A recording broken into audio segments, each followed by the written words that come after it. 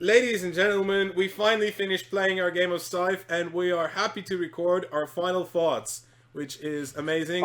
And Our Elaine final thoughts staring for at our me in first play. bewilderment because I'm an eagle, which you can't see really in the camera, but I'm outstretching my arms like an eagle because like I'm a power token. yeah, like a power token. I'm almost the victor of Scythe. I came in second. I'm pretty happy about that. Just saying, second is not as bad as Fourth.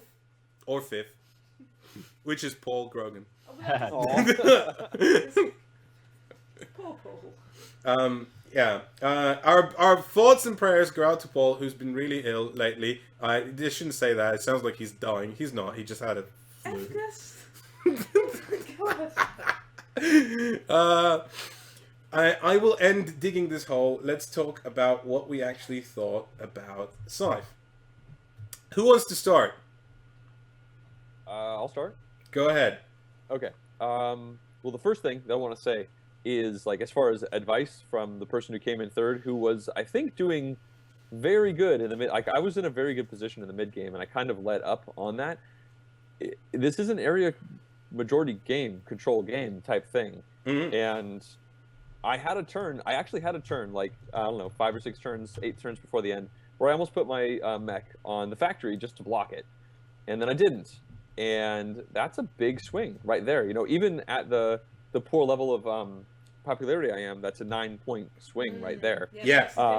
And on the last turn of the game, I didn't realize it was the last turn. Like, the game ended very fast. I was trying to do too many things. Yeah. I was 1 turn away from doing an objective. I was 1 turn away from building my last mech.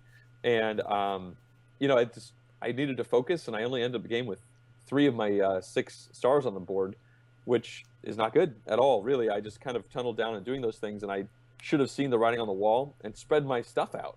I only ended controlling 6 different regions, and each region is $3, and that's a pretty big deal. Yeah. So I think the biggest takeaway for me is it's not an area majority game for the first 2/3, but you need to see the writing on the wall. You need to realize when the game is actually quickly approaching an end and do something about it, and I didn't. Yeah. So I kind of realized that at some point through the game, and I really planned for having one more turn, because that one more turn, I think, it wouldn't have put me in the lead, because really my complete downfall and the reason I'm not first in this game is this appalling popularity score. I really, really strongly underestimated how important popularity was going to be, and just how much benefit I'm going to get from that. And yeah, I should have done better with that, and I'm kind of disappointed that I didn't, because I should have seen that better. But what I realized, I think, what others didn't quite clock, is that resources are worth a lot. So I made a bunch of resources. Like, I didn't even need this oil. So somewhere midway through the game, I realized I'm going to dump all but my last worker, because I don't think it's worth placing your last worker until the very end of the game where you can get a star for it, right? Yeah. But 5 workers is enough. So I just deployed all my workers and just started churning out resources. And a lot of them I used actually for enlisting. If I had played better, I could have upgraded earlier, made my enlisting cheaper, and then I would have gained even more points. And you realize this kind of in your first playthrough somewhere midway or towards late game, that actually one of the best things you can do early in the game is dump all your workers. Although, saying that, Jon, you won, and you had, like, up until the very almost last point of the game, you had barely any workers. Yeah, it took me a while. It was, only in the sort of my last few turns did I get a few more workers out. I had maybe 2 extra ones down early on in the game, and I was kind of happy with that.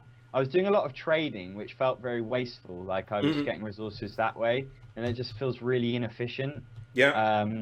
But that was just, you get to this point where it's like, oh my god, it's going to take me so long to build the workers and then move them to where they need to be and then produce with them, that you just get impatient and you just trade because you can get resources quicker that way. Yeah. But yeah, in the end, I perhaps, I would have thought twice about it, but having to lose that popularity every time you produce, if you've got, well, I don't know if it's the same for everyone, but on my board, it's the same for everyone. Right, with 4 workers removed, that would be killer. And I only had I only had to take that punishment once, and I probably did that 4 times.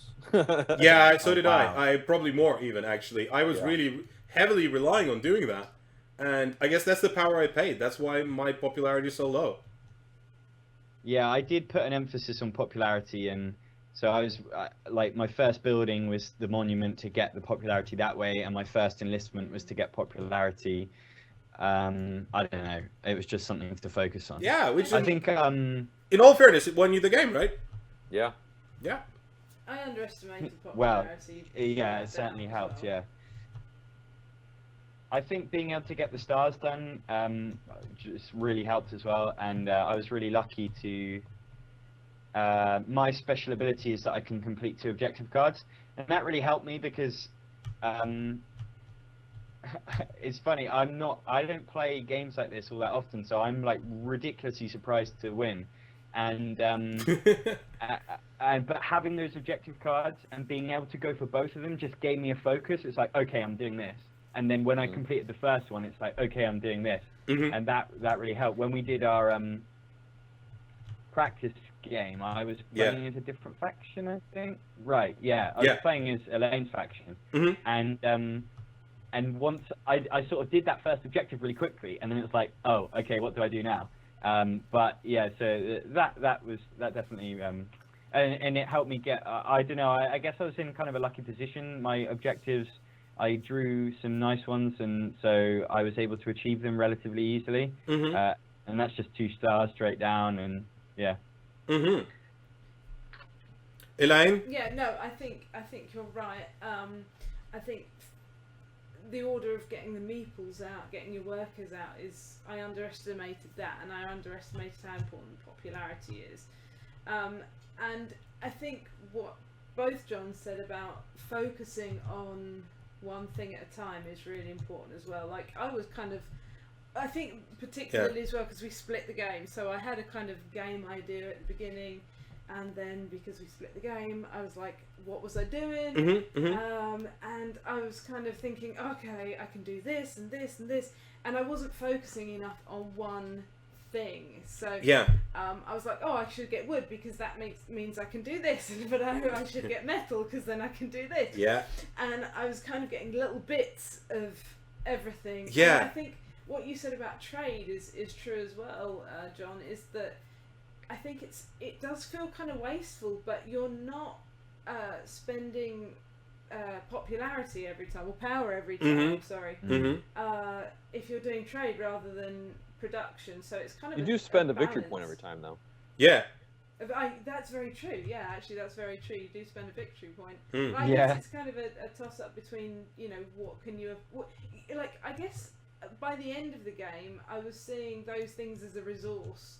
Rather than just seeing them as like, I must get more and more of these, as many as I can. Like, I was thinking, okay, well, if I lose a popularity, well, then I can gain 2 coins, or if I lose power, I can Everything's gain, a resource, right? Everything is a resource, and I think I didn't take that into account enough at the beginning of the game.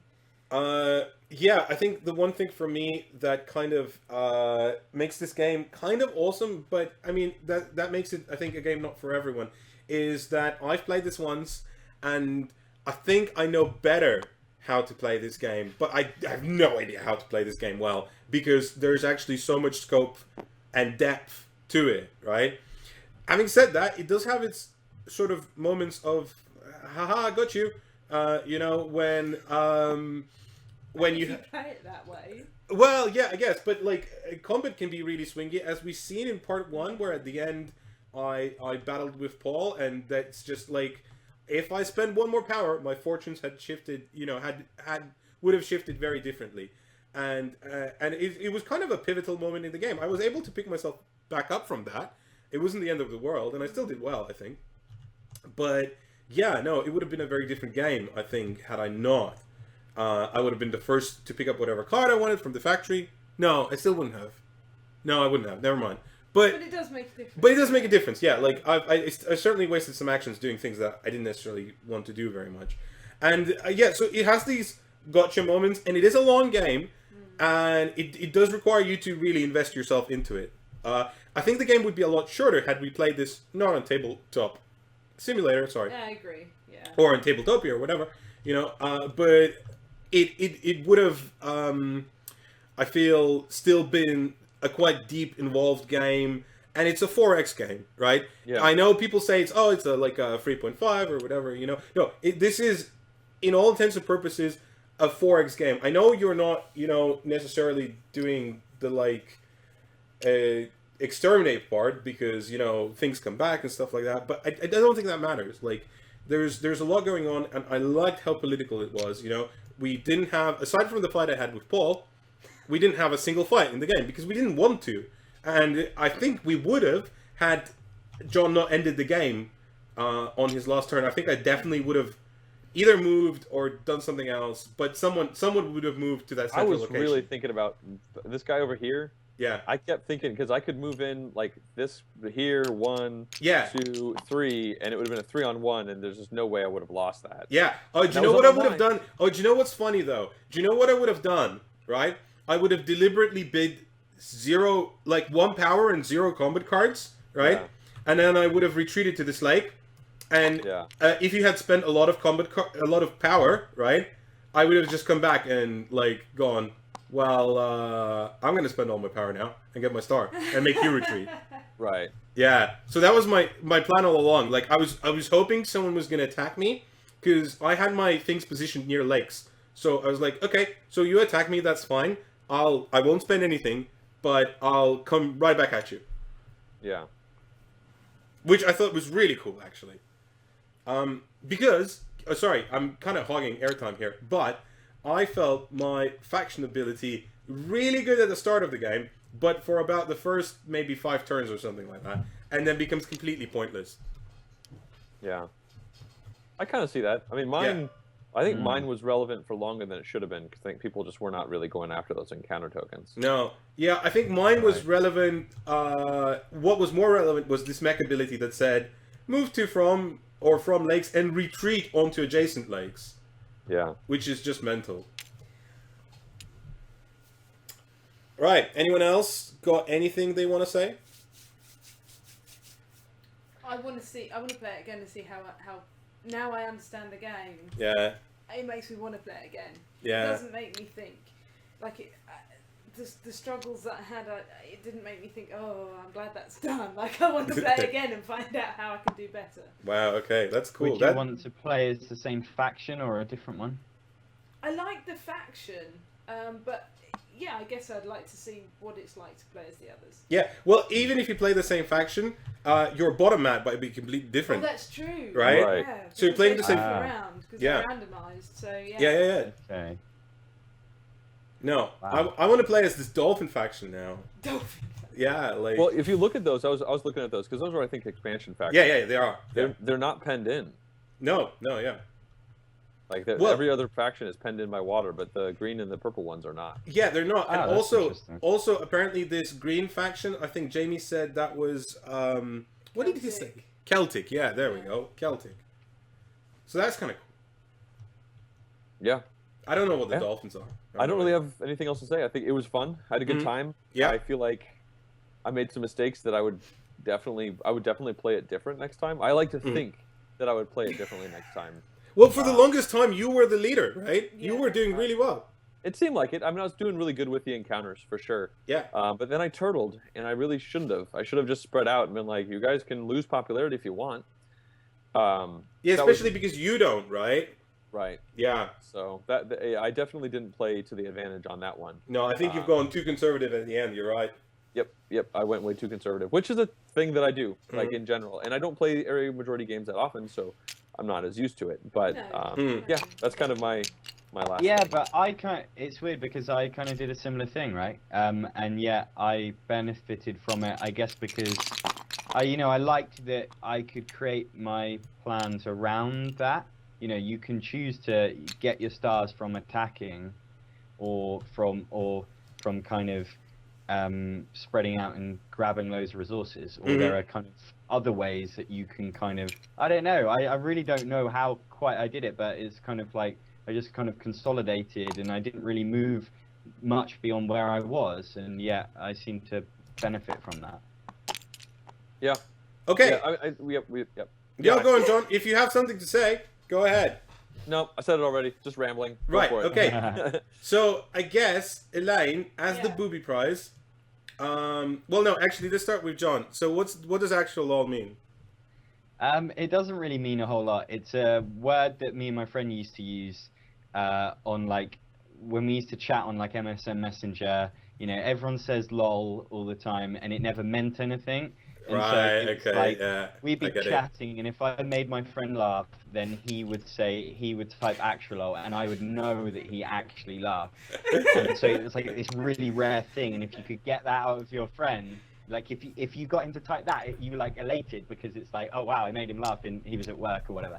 And I made like a website and a YouTube channel years ago with that name. Yeah. Just like messing around, wasn't board game related, and it didn't really go anywhere, and I gave it up. And then when I decided I wanted to do some board game videos, I knew that I'd want to make them sort of funny. And so it was just the easiest name. I was just like, It's a oh good yeah, I'll name. do that. It's a really good name. I really like it. Email address maybe. It's Oh, thanks. So it's personal, right? And that's what's important, I Right. think.